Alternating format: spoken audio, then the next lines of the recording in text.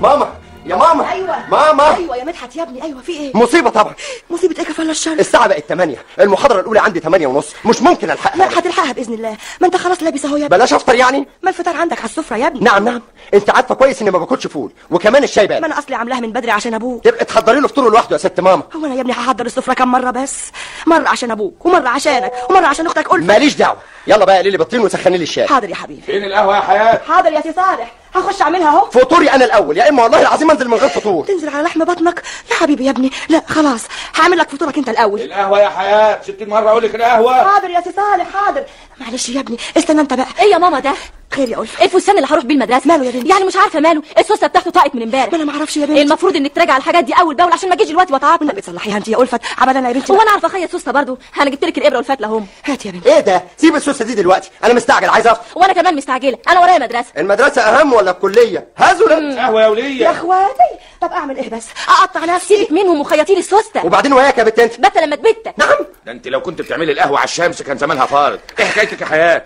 يخلصك يا بابا، الاقيها عامله لي فول وانا ما بحبوش. اعملي له اللي هو عاوزه. انت عايزه تاكليني على مزاجك ولا ايه؟ والسوسته المقطوعه دي اروح بيها المدرسه ازاي؟ ما صلحتهاش ليه يا وليه؟ انا عاوز افهم بس، امال انت بتعملي ايه في البيت ده؟ هات يا بنتي هاتي اصلحها. اتسلي بيها على ما تحط البيض على النار. حاضر يا بنتي. وعلى ما البيض يستوي تكوني عملت القهوه. مفهوم؟ حاضر. كهربوني هم الثلاثه يا ست كريم. بقيت بخيط السوسته بايد، والايد الثانيه ماسكه طاسه البيض، وعيني على القهوه لحسن تفور. وبعدين من لبختي جيت انزل القهوه، قلبت طاسه البيض على الفستان اللي في ايدي، وايدي اتحرقت. وعشان كده ربطها بشاش. دي مش مهم، المهم ان الثلاثه نزلوا زعلانين مني، ما حدش فيهم حتى قال لي سعيده. الحق عليكي. ليه؟ انا قصرت في حاجه؟ ما هو عشان مش مقصره معاهم في حاجه يبقى تستاهل اللي بيعملوه فيكي ده كله واكتر. لازم تغيري طريقتك دي. حاضر هبقى اغيرها. امتى؟ بعد ما اروح اقيم اللحمه على النار واقطع في الملوخيه. اقعدي عن هنا إذنك. اقعدي هنا، انا لسه ما كملتش كلامي. ولما يجوا يلاقوا الغدا مش جاهز وفيها ايه؟ الدنيا هتتهدي يعني؟ هم فاكرين البيت ايه؟ وكاله لوكاندا يجوا عشان ياكلوا فيها ويشربوا ويناموا بس. ما هم بيروحوا المدرسه برضه والشغل وبيشقوا ويتعبوا. وانتي ما بتتعبيش 24 ساعه في اليوم، طبيخ وكنس وغسيل ومكوى وتفصيل، واللي تباتي فيه تصبحي فيه. سنين على الحال ده ولا حد فيهم بيقولك انت فين. ما هو ده جوزي ودول ولادي. ولو انا بنفسي شفتهم بيعاملوك ازاي، زي ما تكوني شغاله عندهم بالظبط. ده من عشمهم فيا بس. اسمعي يا حياتي. ايوه يا اختي. انا سافرت بره كتير وشفت قد ايه بيعملوا حساب للست هناك. الست بره بيبقى لها شخصيه، بيبقى لها كيان سواء في البيت او في المجتمع. الست هي صاحبه الامر والنهي في البيت. طبعا دي حتى اسمها ست البيت. يبقى لازم تاخدي موقف من جوزك واولادك دول. طبعا انا ناويه اقعد لي معاهم قاعده ان شاء الله. مش هيحصل. كذا مره قلتي لي كده ورجع اخوك عند ابوك تاني. انا بقى اللي هكلمهم المره دي. لا والنبي بلاش انت يا ست كريم. ليه؟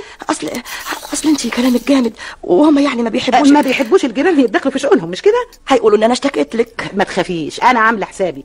انا مش هكلمهم بصفتي كريمه اللي ساكنه في الشقه اللي قصادهم. امال ايه؟ انا هكلمهم بشخصك انت. هتكون حياه هي اللي بتكلمهم. مش فاهمه. اسمعي يا حياه، انت سمعتي عن حاجه اسمها تناسخ الارواح او تبادل الارواح؟ بسم الله الحفيظ، دستور لا دي مش عفاريت ولا جن ولا تخاريف من دي. امال ايه؟ دي حاجه شفتها بنفسي لما كنت مسافره اخر مره مع اخويا في الهند والصين. شفتي ايه؟ شفت ناس بتتبادل ارواحها.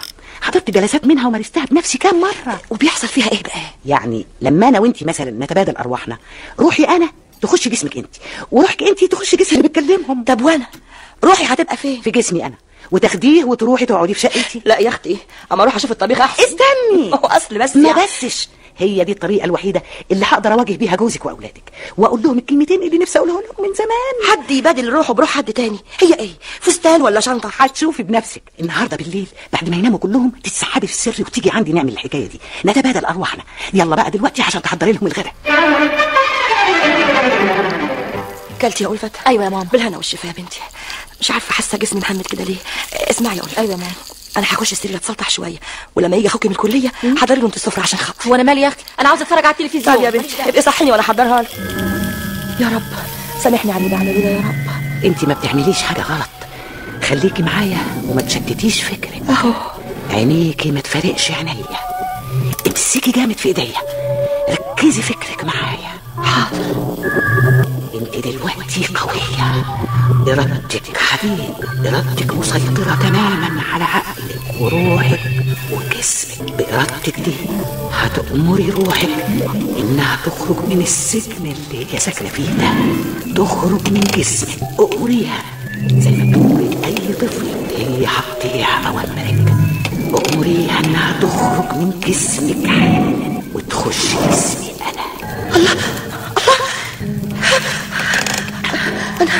انا. انا فين؟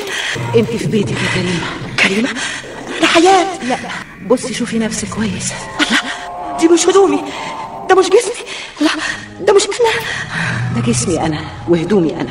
روحك انت اللي دخلت فيها. شكلك قدام الناس بقى كريمة وانا بقيت حياة. ازاي؟ الجلسة نجحت.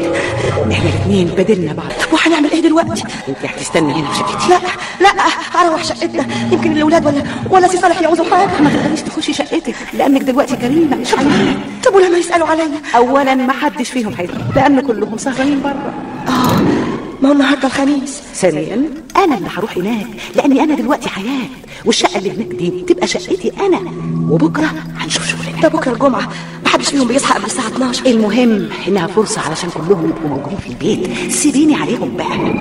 شتمتني وطردتني كمان يا بابا، وبتشرب سجاير وما عملش غدا. دي اتغيرت خالص يا بابا. طب بس روح عند اهلها، قول لها بابا عاوز حاجه. حاضر. 3 مرات ابعت لك ولا جيش. اللي عايزني يجي لي يا صالح. ايوه بس انا اللي اياه. ايه صالح؟ انت قلت صالح؟ ايوه صالح. حاف كده. سي صالح مش صالح. ليه؟ هو اسمك في شهاده الميلاد صالح ولا سي صالح؟ ايه انا مش مصدق وداني يا حياه. لا صدق يا صالح. برضه هتقولي لي يا صالح؟ لا يا ستي كريمه، ولادي انا بحبهم. انت اصلك ما تعرفيش قلب الام. مدحت، ألفت، ما تزعلوش مني يا ولادي، انا امكم مش هي، ما تزعلوش مني والنبي. سي صالح معلش، حقك عليا، انا محقوقه لكم كلكم. حياة ها؟ مين؟ اصحي، انت بتحلمي ولا ايه؟ الله، ست كريمه. ايوه كريمه. انت ما جيتيش عندي ليه؟ اصلي نمت شويه بعد الغدا غدا ايه؟ دي ساعه 9 مساء. يا خبر، انا يظهر راحت عليا نوم لحد دلوقتي. فين سي صالح والاولاد؟ خرجوا يسهروا طبعا، مش النهارده الخميس. الخميس؟ ده انا فاكره انه الجمعه. اما حته كابوس. احنا مش متفقين تجيلي في شقتي عشان نعمل الجلسه اللي قلت لك عليها بعد اللي شفته ده؟ لا مش ممكن. هو كلام عيال ولا ايه؟ لا والنبي بلاش يا ست كريمه. على كيفك، انت اصلك صعبان عليا وكنت عاوزه اخدمك. خليكي طول عمرك هتفضلي كده. لازم هم. مش ممكن، محدش بيرجع فيهم يوم الخميس قبل الساعه 12. مساء الخير. سي صالح. ايوه يا حياه، تعالي يا ولاد خشوا. ماما، يا احلى ماما في الدنيا. ازاي ايدك دلوقتي يا حياه؟ بخير يا سي صالح، ما تحملش همها. لكن ايه اللي جابك بدري النهارده؟ انت ما رحتش القهوه؟ لا ما رحت. خدي يا حياه. ايه ده؟ هديه بسيطه نزلنا نقيناها لك احنا ال3. عشاني انا؟ طبعا. فستان هيعجبك قوي يا ماما. فستان؟ وليه بس التكاليف دي يا ولاد؟ هو انا بخرج خالص؟ من هنا ورايح يا ست ماما هتخرجي وتتفسحي معانا بالامر. ربنا ما يحرمني منكم ابدا يا ولاد. ايه؟ افتكر مفيش لزوم ليا انا بقى يا ست حياه. انت قاعده يا ست كريمه. لا خلاص بقى، عن اذنكم. اصل الحقيقه يا حياه لما ايدك اتحرقت النهارده الصبح اتاثرنا قوي عشان ما هي غلطتي انا يا سي لا صالح. دي كانت بسببنا احنا. وبعدين صعبت علينا اكتر لما شفناكي نايمه بعد الغدا. هو الظاهر كنت تعبانه قوي يا ماما. فقعدنا نتكلم احنا ال3 وراجعنا نفسنا. اتضح لنا ان كل واحد فينا كان دايما مهتم بشؤونه بس. ما حدش فينا حاسس بيكي المده دي كلها. دايما حضرتك تدوري على راحه كل واحد فينا. وما فيش مره حد فينا اهتم بانه يعرف اذا كنت كلتي ولا لا، مرتاحه ولا تعبانه، نمت كويس، عيانه، متضايقه. واتفقنا من هنا ورايح لازم نغير اسلوبنا معاكي من اساسه. البيت ده بتاعك انت يا ست ماما، انت تأمري واحنا ننفذ. وانا اول واحد هيسمع الكلام. الله، ماما انت بتعيطي؟ انا لا امال ايه الدموع دي يا ماما؟ لا بس ناموسه جت في عيني. انت تعبتي عشاننا كتير يا حياه ومن حقك انك ترتاحي. انت تقعدي واحنا هنعمل كل حاجه. وانا هشتغل زي اي واحد فيكم. وانا بقى بكره الجمعه مش هنزل من البيت، هكوي هدوم الغسيل كلها. وانا اللي هطبخ الغدا. وانا عليا اعمل السلطه واحضر السفره. انت راجل البيت يا سي صالح. هو راجل البيت ولا الاولاد اللي في البيت يسووا حاجه في البيت من غير ست البيت؟